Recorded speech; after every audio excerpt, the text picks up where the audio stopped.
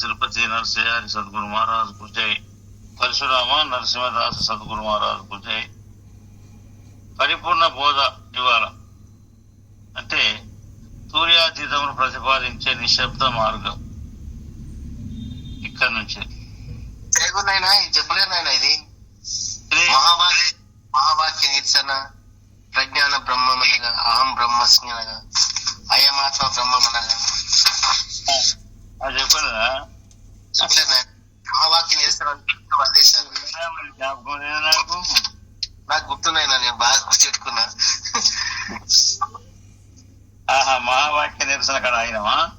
అవునైనా అవునైనా అవునైనా అవునైనా అదే గుర్తుపెట్టుకోరా. 96 తత్వాలు తారకము మహావాక్య విచారణ అన్ని విచారించడం వలన మన స్వరూపం బయటపడినది. మన స్వరూపం మనకు తెలియబడిన తర్వాత పరిపూర్ణ బోధ విచారించాలి. మహావాక్య నిరసన ఋగ్వేద వాక్యమైనటువంటిది ఏంటంటే ప్రజ్ఞాన బ్రహ్మం అనే విధి వాక్యం. వాక్యాలలో 4 వాక్యాలు చెప్పిన మీకు. మొట్టమొదటిది విధి వాక్యం. యజుర్వేద వాక్యమైన అహం బ్రహ్మస్మి అనే సాక్షాత్కార వాక్యం. దీని అహం బ్రహ్మ, దీని అనుభవ వాక్యం అని కూడా అంటారు. సాక్షాత్కార వాక్యం అన్న అనుభవ వాక్యం అన్న ఒకటే. సామవేద వాక్యమైన తత్వమసి బ్రహ్మం ఉపదేశ వాక్యం అంటారు.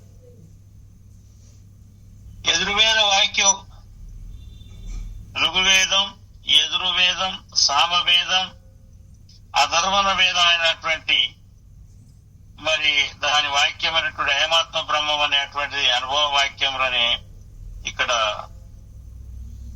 ఇది అనుభవ వాక్యం కదా. ఆయన దీన్ని కింది మీద వేసిండు. ఇక్కడ సాక్షాత్కార వాక్యాన్ని అటేసిండు, అనుభవ వాక్యాన్ని ఇటేసిండు.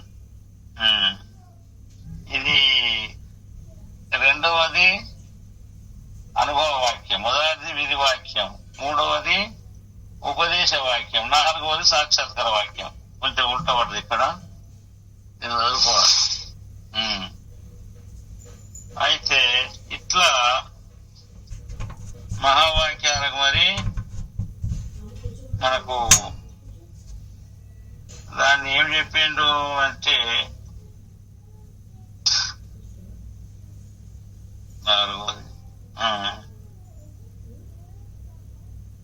పరమాత్మ బ్రహ్మం దానికి దానికి వేరే, రెండో దానికి దానికి వేసిన అంటే ప్రింట్ సపోర్ట్. సరే, ఈ 4 వాక్యాలు ఋగ్వేదం, యజుర్వేదం, సామవేదం, అధర్వణ వేదం అనే వేదాలు, మరి వాటికి 4 ఉపనిషత్తులు, 4 వాక్యాలకు పేర్లు. విధి వాక్యం మొదటిది అహం మన అనుభవ వాక్యం, రెండవది ఉపదేశ వాక్యం, మూడవది సాక్షాత్కార వాక్యం, నాలుగవది. ఇట్లా ఈ 4 మహావాక్యములతో ఏ వస్తువునైతే బ్రహ్మం అని చెప్పినామో ఆ వస్తువు అన్నింటికీ ఆధార ఆధిష్టాన బ్రహ్మమైన శాశ్వతమైన బ్రహ్మం, సర్వవ్యాపక బ్రహ్మము కాదని, ఇది కేవలము లేకనే కలవలె తోచిన బ్రహ్మమే కాని. బాగా గుర్తుపెట్టుకోవాలి, ఇక్కడ సర్వవ్యాపకమైన బ్రహ్మం కాదు. ఇది సర్వవ్యాపకము అయితే మరి అచలమే కావాలి, పరిపూర్ణమే కావాలి. కానీ ఈ బ్రహ్మము మరి అద్వైతుల సర్వవ్యాపకమని అంటారు, కానీ మన దృష్టిలో మాత్రం ఇది సర్వవ్యాపకం కాదు. సర్వవ్యాపకంగా అంతటా ఉన్నది ఒక పరిపూర్ణమై ఉండాలి. కానీ ఈ బ్రహ్మం ఎరుక కాబట్టి ఎరుక బ్రహ్మం ఇదంతటా సర్వవ్యాపకంగా ఉండదు అని అర్థం చేసుకోవాలి మనం. అట్లా అందుకొరకే మనకు దీనికి ఆధార అధిష్టాన బ్రహ్మం ఏది, సృష్టికి ఆధారమై అధిష్టానమై ఉన్నటువంటి బ్రహ్మం సర్వవ్యాపక బ్రహ్మం కాదని, ఇది కేవలం లేకనే కలవల చూసిన బ్రహ్మమే కానీ ఇది కానిది. అంటే ఈ బ్రహ్మం కానిది అంటే ఎరుక కానటువంటిది, ఇది లేనటువంటిది అంటే ఈ బ్రహ్మం అనగా ఈ ఎరుక లేనటువంటిది. ఏది ఏర్పడక పూర్వమే, ఇది ఏర్పడక పూర్వమే. సకల దేశాలలో సకల కాలాలలో సకల వస్తువుల యందు చలించక ఆది మధ్య అంతరహితమై సూది కొన మోపను సందు లేకుండా ఉండేది. అది పరిపూర్ణ బ్రహ్మమని నిర్ణయించి ఇది సత్యమైనదని, సనాతనమైనదని, ఇది సర్వవ్యాపకమైనదని అచల సాంప్రదాయకులు దీనిని శాశ్వత పరిపూర్ణ పరబ్రహ్మముగా నిర్ణయించి ఇందులో మహావాక్యము నిరూపించి చెప్పిన స్వయం ప్రకాశ స్వయంభూ బ్రహ్మము లేకనే కలవని దోచిన బ్రహ్మముగా దీనిని నిరసిస్తూ అంటే లేకుండా చేయడం. నిరసించడం అంటే ఏంటిదంటే లేకుండా చేసేయడమని నిరసించడం అని ఈ క్రింది విధముగా మనకు చెప్పుతున్నారు. ఏం చెప్తారంటే ప్రజ్ఞాన బ్రహ్మం అనగా భావ్య అంతరములను గుర్తించే, అంటే బయట వస్తువులను లోపట ఇలా గుర్తించే తెలివిని ఏదియో అది బ్రహ్మం అని అర్థం. ఈ తెలివి సుషుప్తి యందు, సమాధి యందు, మూర్ఛ యందు, మరణమందు పనిచేయదు. మరి ఈ తెలివి నిజముగా బ్రహ్మమైతే జాగ్రత్త యందు ఎలా తెలుసుకోను అలాగనే మరి సుషుప్తులు, సమాధిలో, మూర్ఛలో, మరుపులో, మరణంలో కూడా తెలుసుకోవాలి కదా. ఇక్కడ ఇది కూడా నోట్ చేసుకోవాలి మనం. ఏంటంటే ఇది శాశ్వతం, సత్యము అనేటువంటిది కనుక అయితే అంతటా ఉన్నది అని చెప్పి ఇదే ఎప్పటికి ఉండేది అని చెప్పి అనుకుంటే మరి ఈ తెలివి ఈ 4 దిశలల్లా పనిచేయదు. 4 ఏంటి అంటే సమాధిలో పనిచేయదు, మూర్ఛలో పనిచేయదు, సుషుప్తిలో పనిచేయదు, మరణంలో పనిచేయదు. తెలివి గొప్పదే. ఇది జాగ్రత్తలు తెలుసుకునేది ఉన్నది, స్వప్నంలో తెలుసుకుంటది, సుషుప్తిలో మాత్రం తెలుసుకుంటది. కానీ సుషుప్తిలో కూడా తెలుసుకోదు, లేచిన తర్వాత తెలుసుకుంటది. అట్లా ఒక జాగ్రత్తల స్వప్నం వచ్చినప్పుడు స్వప్నాన్ని తెలుసుకుంటుంది, జాగ్రత్తలో ఉన్నప్పుడు జాగ్రత్త తెలుసుకుంటుంది. సుషుప్తిలో ఉండి మళ్ళా మెలకువకు వచ్చినాక నేను బాగా పండుకున్నా అని చెప్పానని అదే తెలివి తెలుసుకుంటుంది. కానీ మరి ఈ మూర్ఛ పోయినప్పుడు, సుషుప్తిలో ఉన్నప్పుడు, సమాధిలో ఉన్నప్పుడు, మరణించినప్పుడు ఇది తెలుసుకోలేదు. అందుకొరకు ఇది సత్యమైన వస్తువు కాదు, శాశ్వతం కాదు, అంతటా ఉండేది కాదు. మరి అట్లా అటువంటిది అయితే ఎప్పటికీ ఒక తీరు ఉంటది. మరి ఒక ఆడ తెలుసుకొని ఒక కాడ తెలుసుకోకుంటుండి ఇప్పుడు ఉపాధులు ఉన్న కాడనే ఉన్నది. ఇది బాగా గుర్తుపెట్టుకోవాలి. ఈ తెలివి, ఈ ఎరుక ఉపాధుల యందే ఉన్నది. ఉపాధులు లేని కాడ లేదు కదా. ఉపాధులు లేని కాడ లేనప్పుడు ఇది అంతటా ఉన్నటువంటిది కాదు కదా, సర్వవ్యాపకం అనబడదు కదా. అందుకే ఇది లేని బ్రహ్మం. లేని బ్రహ్మం అని చెప్పని గుర్తించాలి. సర్వవ్యాపకం అనరాదు, సత్యం అనరాదు, శాశ్వతం అనరాదు. అయితే ఇట్లా ఇక్కడ మనకి ఎందుకు అనరాదో ఈ కింద తెలియజేసిండ్రు. అట్లా వీటి ఇప్పుడు చెప్పుకున్న దాంట్లో సమాధి, సుషుప్తి, మూర్ఛ, మరుపులలో గనక ఇది వాటి అన్న ఆ స్థితిలో ఉన్నప్పుడు తెలుసుకుంటే ఇది కూడా మరి ఎప్పటికి ఉండే కానీ ఇది ఒకప్పుడు తెలుసుకొని కొన్ని అవస్థలు కొన్ని ఇట్లా తెలుసుకుంటుంది. కాబట్టి మరి సత్యం ఇది కాదు, ఇది లేని ఎరుక అని చెప్పని మనం తెలుసుకోవాలని చెప్పి మరి అవస్థలో ఎక్కడ కనపడదు కదా. కనుక నిజమైన బ్రహ్మం అయితే అన్ని అవస్థలు తెలుసుకోవాలి. అలా తెలుసుకొని లేదు. అంతేగాక ఒక గడియలో కనపడి మరో గడిలో లేకపోతున్నది. కనుక ఇది ఎన్నడూ అచల పరిపూర్ణ బ్రహ్మము కానేరదు అని చేస్తాను. ఈ ఎరుకని నిరసించుకుంటూ పోతాడు అన్నట్టు, లేదని చెప్పి తెలియజేసుకుంటూ పోతాడు. ఇక ఇంకా అహం బ్రహ్మస్మి అనేటువంటి రెండవది ఉంది కదా. అనగా అహం అంటే నేను బ్రహ్మమును అయితిని అని అర్థం.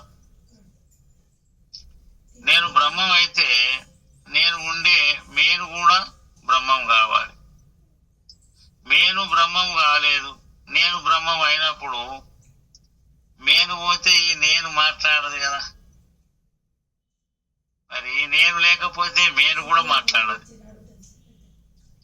రెండు ఒకదానికి ఒకటి అభినవ సంబంధం ఉంటుంది. అంటే ఓత ప్రేతముగా పడుగు బేకలాగా ఆ రెండు ఉండాలి. పడుగు ఉండాలి, బేక ఉండాలి, దాని దారం ఉండాలి. అటు ఇటు తిరుగుతా చూడు, అట్లా దారం లేకపోతే ఆ తిరిగేది ఉండాలి రెండు. ఇట్లా దేహమును దేహి శరీరము ఈ ఎరుక తిరిగి ఉండాలి. ఇవి రెండు ఉన్నప్పుడే మాట్లాడుతుంది. ఎట్లనగా విత్తును విడిచి చెట్టు గాని, చెట్టును విడిచి విత్తు గాని ఉండనట్లు పలుకును విడిచిన మాట గాని, మాటను విడిచి పలుకు గాని ఉండదు.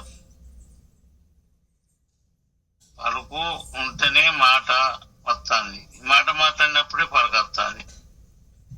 ఇట్లా ఉపమానాలు ఎన్ని చెప్పుకుంటాను చూడు. ఒకదాన్ని విడిచి ఒకటి ఉండదు అని చెప్పాను. దేహాన్ని విడిచి తెలివి ఉండదు, తెలివిని విడిచి దేహం ఉండదని కొరకు ఇవన్నీ మనకు దృష్టాంతాలు కొన్ని నిరూపిస్తాడు. బెల్లమును విడిచి తీపి కానీ, తీపిని విడిచి బెల్లం ఉండనట్ల ఈ మేనును విడిచి నేను, నేను విడిచి మేను ఉండలేదు. కావున నేను బ్రహ్మము అయితే, నేను బ్రహ్మము అని చెప్పి అనుకుంటున్నాను కదా. అహం బ్రహ్మస్మి అంటే నేను బ్రహ్మమునే కదా. అయితే మేను కూడా బ్రహ్మం కావాలి. మరి అయితే రెండు బ్రహ్మమే కావాలను. కాలేని రెండు బ్రహ్మం కావు. ఒకటి బ్రహ్మమై సత్సంబంధమైనది, ఇంకోటి బ్రహ్మం కాకుండా అసంభవం. అదేను కాక మరి అదేను కాక శబ్దస్పర్శ రూపరస గంధములు అనేటువంటి పంచతన మాత్రలు కలిగి దానికి షడ్భావ షడ్వర్గ షడ్వర్ములతో ఉండే ఈ శరీర ద్వయము అచల బ్రహ్మము ఏ విధంగా అవుతుంది? పలుకు లేనిది, మనసు కానిది, మనసు చేత నిరూపించరానిది కేవలాత్మయాన్ని శృతి చెబుతుండగా, అంటే ఈ శబ్ద స్పర్శ రూప రసగంధములు అనేటువంటి తన్మాత్రలు లేనటువంటిది కదా అది. మరి శబ్ద స్పర్శ రూప రసగంధం ఉంటేనే వీటితోనే నామరూప క్రియలు ఏర్పడుతున్నాయి. ఇవే తెలుసుకుంటే గాని ఇవి లేనప్పుడు మరి మనసు కూడా దానికి సంబంధించిందే, వాక్కు దానికి సంబంధించిందే. కాబట్టి ఈ మనసు చేత కూడా దాన్ని తెలుసుకోలేము అచల పరిపూర్ణాన్ని. ఎందుకంటే ఇది తన్మాత్రలో సంబంధించిందే కదా, పంచభూతాలకు సంబంధించిందే కదా, ఇవన్నీ చేయడమే కదా. మరి అట్లా మనసు చేత నిరూపించడానికి కేవలాత్మ అని శృతి. శృతులు అంటే వేదాలు. అలా చెప్పుచుండగా నేను బ్రహ్మమైతునని పలికేటువంటి తెలివి అచల పరిపుకున్న బ్రహ్మ ఎట్లా కావున ఇదెన్నడూ కాలేదు అని చెప్పి ఇట్లా నిరసించాడు దీన్ని. ఇది తెలుసుకొని ఇక తత్వమసి బ్రహ్మం అనగా సృష్టికి పూర్వం అంద అద్వితీయమై, అంటే అద్వితీయం అంటే ఒకటే సృష్టికి రాకముందు. మరి అప్పుడు నామరూప క్రియ శూన్యమై ఏకమై, ఈ నామము రూప క్రియము ఏమి లేవు, శూన్యమైపోయినాయి. అయిపోయినాక ఏమున్నది? ఏకమై ఒకటే. ఆ ఒక్కటి అచలమై ఏది ఉన్నదో అది మరి తత్స్వరూపం అని బుద్ధికి సాక్షి అయి తేజరిల్చున్నది. స్వరూపం అని పిండ బ్రహ్మాండములైన వాచార్థంలో విడిచితే, పిండాండం బ్రహ్మాండం రెండు వాచార్థాలు ఇవి. అంటే ఇప్పుడు పరిపూర్ణ బ్రహ్మ గురించి చెప్తాడు. తత్వమసి అనేది బ్రహ్మం, ఈ బ్రహ్మం. కానీ సృష్టికి పూర్వం అంత అద్వితీయమైన నామరూప క్రియ శూన్యమైంది. నామం రూపం క్రియ అప్పుడు లేనప్పుడు. ఎప్పుడంటే దీనికి ఆ పద్యాన్ని తీసుకోవాలి మనం, 6వ పద్యం. మరి 6వ పద్యం కూడా అంత అచలం లెక్కన చెప్తే కానీ పరిపూర్ణ లెక్క చెప్తే కాదు కదా. నిత్య నిరాకారం అనేటువంటి పద్యమే సృష్టికి పూర్వం అద్వితీయంగా ఉన్నదన్నట్టు. అట్లా ఉన్నప్పుడు అప్పుడు నామరూప క్రియలు అప్పుడు ఏమన్నా ఒక నిర్గంధ, నిర్గుణ, నిస్సంగ, నిరుపమ, నిరంధ్ర, నిర్వికల్ప, నిర్విశేష, ఇట్లా అంతా నిర్గుణం, నిరాకారం, అని ఇట్లా చెప్పుకున్నాం. పద్యం చెప్పుకున్నాం. అట్లా ఉన్నట్టు ఇది సృష్టికి పూర్వం. అద్వితీయమై, అద్వితీయం అంటే ఏకం, ఒక్కటే. ఏకమేవ అద్వితీయం అన్నాడు చూడు. అట్లా అద్వితీయమై దానికి అప్పుడు నామరూప క్రియలు లేవు, శూన్యమైనవి.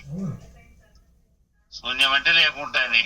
అప్పుడు ఏకమై కదలకుంటున్నాయి కాబట్టి దాన్ని అప్పుడు కూడా అచలమై ఏది ఉన్నదో అప్పుడు దాన్ని అచలం అన్నారు. అచలం అంటే మనకు చెప్పుకునే అచలం కాదు. ఇది తత్వమసి అనే బ్రహ్మం గురించి చెప్పేది కాబట్టి దీన్ని అచలమని కూడా వాడిన వాళ్ళు. మరి అట్లా తత్వ స్వరూపం అని బుద్ధికి సాక్షి అయి, మన బుద్ధి అయితే ఏం చేస్తుందో దానికి ఇది సాక్షిగా ఉండి తేజరిల్లుతున్నది ఏంటంటే అది త్వం పదము, త్వం స్వరూపం. త్వం అంటే నీ స్వరూపం. తత్తు అంటే పరమాత్మే, త్వం అంటే నీవు, అది నీ స్వరూపం అని. పిండాండంలో జీవుడు ఉంటాడు, బ్రహ్మాండంలో ఈశ్వరుడు ఉంటాడు. ఇవి వాచార్థాలే. ఇవి లక్ష్యార్థం కాదు. వీటిని లక్ష్యార్థం అనుకుంటే కలవది. లక్ష్యార్థమైనటువంటిది ఒక తత్తే. ఈ త్వం అనేది కాకుండా తత్ అన్నప్పుడే దాని లక్ష్యార్థంగా వస్తుంది. త్వం అంటే జీవుడు పిండాండంలో ఉంటాడు. పిండాండంలో ఉన్నప్పుడు బ్రహ్మాండంలో ఉండే ఈశ్వరుడు, పిండాండంలో జీవుడు రెండు ఒకటే. కాకపోతే అది గొప్పగా ఉన్నది, ఇది చిన్నగా ఉంటుంది అంతేకాని పిండాండం అనేది బ్రహ్మాండం అనేది రెండు తీసేసి ఇందులో జీవుణ్ణి అలా ఈశ్వరుని రెండు తీసేస్తేనే వాచార్థములు అనేటువంటి విడిచిపెడితే అక్కడ జరలక్షణం అజరలక్షణం అనేది అదే చెప్తుండు. విడిచే లక్షణం. ఈ విడిచినాక పట్టుకునేది ఏది? ఇగో ఈ సృష్టికి పూర్వం ఏదైతుందో అది దాన్ని పట్టుకోవడం విడివని లక్షణం. వీటిని విడిచి దాన్ని విడివని లక్షణం చెప్తుంది. జరలక్షణం అజరలక్షణం. అట్లా ఈ పిండ బ్రహ్మాండములు ఇందులో ఉన్నటువంటి వాటి వాచార్థములను విడిచితే దేహమునందు జీవరూపంలో ఉండే జీవుడు, బ్రహ్మాండమునందు ఈశ్వరూపంలో ఉండే ఈశ్వరుడు ఒక్కటేనని ఐక్యపరచగా ఆ రెండు వేర్వేరు కాదని ఒక్కటే ఏర్పడినదే బ్రహ్మం అని అర్థం. అనగా అది నీవైతివని అర్థం. అది నీవైతివంటే ఇదివరకు కానటువంటి వాడివా, ఇప్పుడైతివని అక్కర్లేదు. మిగతా వాళ్ళు తీసుకుపోయి దాంట్లో కలపాలని చెప్పని అంటారు, అది అయినామని చెప్పంటారు, అది కావాలంటారు. అట్లానే లేదు. అయ్యే ఉన్నాం కానీ తెలియకుంటున్నాం. అది అయినే ఉన్నాం, అయి ఉన్నాం కానీ తెలియకుంటే ఎందుకు ఉన్నామంటే దానికి కారణం మనం చెప్పారు అజ్ఞానం అని. ఆ అజ్ఞానం అని తొలగిపోతే అయ్యే ఉన్నది. అట్లా అయిన వాడు ఏ కాలమునందును అయ్యే ఉంటాడు, కానివాడు ఏ కాలమందును కాకనే ఉంటాడు, కానిగాడు. ఒక కాలం కావడం ఇంకో కాలం మందు కాకపోవడం ఎరక చేసే కాని పరిపూర్ణమగు కేవలాత్మ చెప్పరాదు. కేవలాత్మ ఒకే తీరుగా ఉన్నది. అది ఇది కాదు, ఇది అది కాదు. ఎరక బ్రహ్మం పరిపూర్ణ బ్రహ్మం కాదు, పరిపూర్ణ బ్రహ్మం ఎరక బ్రహ్మం కాదు. పరిపూర్ణము రెండు ప్రకారములు ఎన్నడూ కాదు. అచల బ్రహ్మము ఒకప్పుడు ఎరకయాగు చలన బ్రహ్మము అయి ఉండలేదు. కావున ఇప్పుడు అచల బ్రహ్మము నేనైతునని సందేహ నివృత్తి అన్ని లేదు. ఈ వాక్యం ఎరకకే కాని కేవల బ్రహ్మముకు చెందదు అని ఇట్లా నిరసించుకో అంటాను. అయమాత్మ బ్రహ్మ. 4వది ఈ దేహమునందు నివసించు ఆత్మయే బ్రహ్మం అని అర్థం. దేహం అనే ఆవరణ గల చోట ఉండి ఆవరణ లేని చోట లేకపోయినా పరిపూర్ణమనే శబ్దమునకు అర్థము వర్తించదు. దీని పరిపూర్ణమని ఎందుకు అనద్దు? ఈ బ్రహ్మమునంటే ఇవాళ చెప్పుకున్నట్టు దేహమునందు నివసించు ఆత్మీయ బ్రహ్మం అన్నారు కదా. మరి దేహం అనేటువంటి ఆవరణలో గల ఆవరణ చోట ఉన్నది. ఈ దేహము లోపల, ఈ దేహం అనేది ఆవరణం అన్నట్టు. దానికి ఆవరణ లోపల ఉన్నది. మరి ఆవరణ లేని చోట వారు చెప్పినాక ఉపాధి లేని చోట లేకపోయింది కాబట్టి పరిపూర్ణమైన శబ్దమునకు అర్థం వర్తించదు. దాని పరిపూర్ణం అంటారు. అది బయట ఉపాధి లేని కాడ ఉండి ఉపాధులలో ఉండి ఆవరణలో ఉండి కన్నా బయట ఉండి మరి అటు అటు ఇటు అంతటా ఉంటే దాన్ని పరిపూర్ణం అని చెప్పవచ్చు. కానీ అట్లా లేదు కాబట్టి పరిపూర్ణం అని అర్థం చెప్పరాదు, వర్తించదు. మరి అనాత్మయకు శరీరాదులలో కూడిన ఆత్ముడు, శరీరాదులు లేని చోట లేని ఆత్ముడు, నిత్యుడు, శుద్ధుడు, నిరంజను, నిష్క్రియుడు, నిష్ప్రపంచకుడు, అచరుడు, ఆద్యంత రైతుడు, నిస్సాంగుడు, పరిపూర్ణుడు అనే వాక్యంలో వర్తించదు. ఇవన్నీ పరిపూర్ణాన్ని కేవలాత్మకే. కేవలాత్మ ఒక చోటనే ఉంటున్నదని అనడము అసంభవం. అది ఒక కాడ ఉండదు, అంతటా ఉన్నది. ఒక చోట కలదని ఇంకో చోట లేదని చెప్పితే పరిపూర్ణమనే మాటకు అర్థం కాదు. భుజమున సందు లేకుండా ఉండేది పరిపూర్ణమని అర్థం. దేహాదులు గల చోట ఉండి దేహాదులు లేని చోట లేకపోతే అది కేవలాత్మ అనజల్లదు. కానా అయమాత్మ బ్రహ్మం అనే వాక్యము ఎరుక వాక్యమే అనే సిద్ధాంతము, నేను అనే అహంకారం అతీతము కేవలాత్మయని మన అచల సాంప్రదాయకుల సిద్ధాంతం. మహావాక్యము యందు బ్రహ్మము అని ఏదాన్నైతే నిరూపించి చెప్పినారో అది అన్ని కార్యకలాపాలకు మూల వస్తువైనప్పటికీ, స్వయం ప్రకాశ స్వయంభూ బ్రహ్మమైనప్పటికీ అది శాశ్వతమైన వస్తువు కాదని, సర్వవ్యాపక వస్తువు కాదని, స్వతసిద్ధ సనాతన వస్తువు కాదని, ఇది కానిది, ఇది లేనిది, సకల దేశాలలో, సకల కాలాలలో, సకల వస్తువులందు ఆది మధ్య అంత్య రహితమై అచలమై బట్టబయలు ఉండే పరిపూర్ణంలో లేకనే తోచినటువంటి కలవలే తోచినదని బృహద్వాసిష్ట సిద్ధాంత నిర్ధారణోద్ధారకులైన శ్రీ శివరామ దీక్షిత సాంప్రదాయకుల సిద్ధాంతము. ఇక్కడ నుండి పరిపూర్ణ బోధ ఇక ప్రారంభమవుతుందయ్యా. దాన్ని రేపు చెప్పుకుందాం. 84 శ్లోకాలు అయిపోయినాయి. రేపు 85వ శ్లోకం తూర్యాతీతమును ప్రతిపాదించే నిశ్శబ్ద మార్గం చెప్పుకుందాం.